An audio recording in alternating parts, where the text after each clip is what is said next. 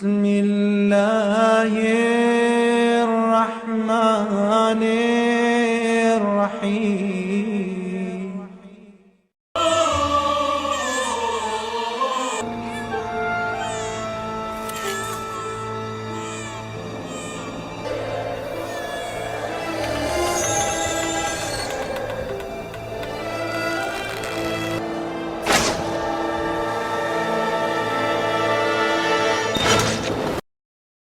السلام علیکم۔ شمر نے 3 دن تک آل رسول صلی اللہ علیہ وسلم کا پانی بند کیے رکھا، جس پر بڑوں نے تو صبر کا دامن نہ چھوڑا اور بچے پیاس سے تڑپ اٹھے۔ میدان کربلا میں جب سب باری باری شہادتیں پا رہے تھے، گوشہ رسول حضرت امام حسین نے فرمایا کہ کوئی ہے جو میری مدد کرے۔ جب امام حسین کی زبان مبارکہ سے یہ صدا جاری ہوئی تو زمین و آسمان کی ہر چیز حرکت میں آ گئی۔ زمین پھٹ گئی، آسمان ہلنے لگا اور آسمانوں سے فرشتے تشریف لے آئے، جنہوں نے حضرت امام حسین کے سامنے اپنے آپ کو پیش کر دیا۔ انہوں نے کہا کہ اے نواسہ رسول، ہم کو حکم کریں، ہم حاضر ہیں۔ آپ نے فرمایا کہ یہ صدا بس انسانوں کے لیے ہے۔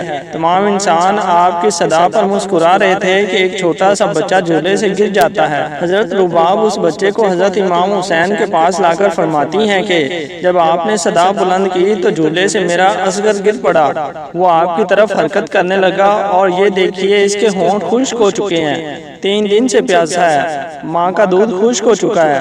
حضرت امام حسین نے حضرت علی اصغر کو پانی پلانے کے لیے حضرت رباب سے اجازت طلب کی کہ میں ابھی اس کو پانی پلا کر لاتا ہوں۔ حضرت امام حسین اپنے جگر کے ٹکڑے علی اصغر کو لے کر میدان میں آتے ہیں۔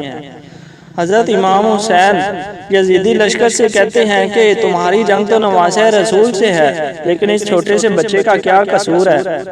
اس چھوٹے سے بچے کو پانی پینے دو، اس نے آپ کا کیا بگاڑا ہے؟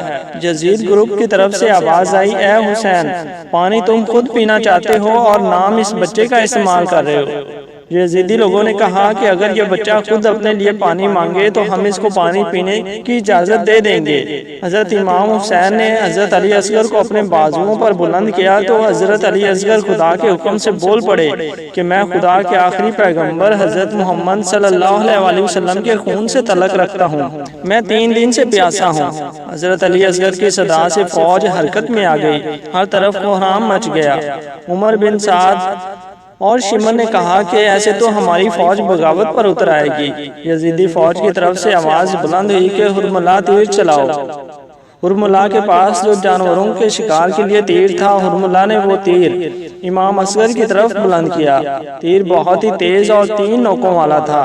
تیر کی ایک نوک امام علی اصغر کی کمر میں لگی، دوسری نوک ان کے بازو پر لگی اور تیسری نوک امام علی اصغر کے کان میں لگی۔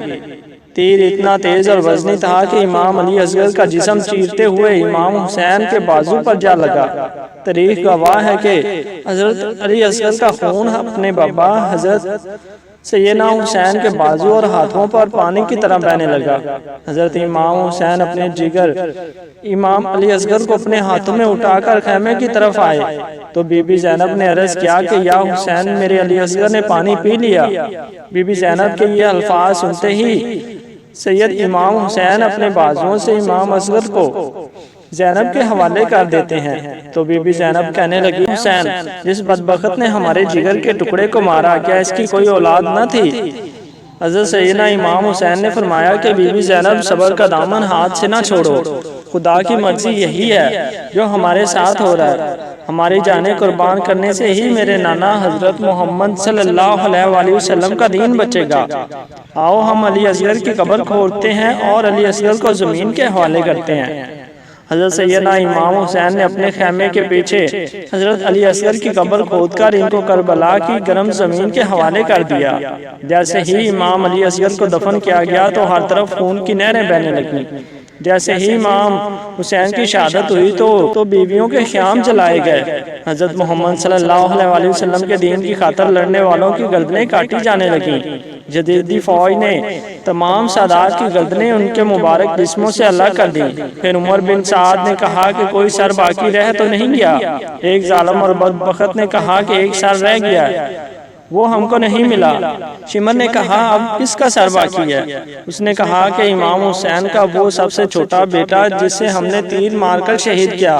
اس کا کوئی پتہ نہیں چل رہا کہ امام حسین نے اس بچے کو کہاں چھپا دیا۔ شمر نے اپنی ساری فوج کو حکم دیا کہ زمین پر نیزے مارو اور علی اصغر کے سر کا سراغ لگاؤ کہ امام حسین نے اس کو کس جگہ دفن کیا۔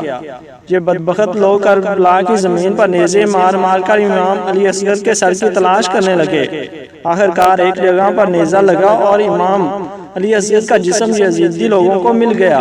یزیدی فوج خوشیوں میں رقص کرنے لگی تو بی بی زینب نے روضہ رسول کی طرف رخ کر کے عرض کی، یا رسول اللہ دیکھیں آپ کی امت ہمارے ساتھ کیا سلوک کر رہی ہے۔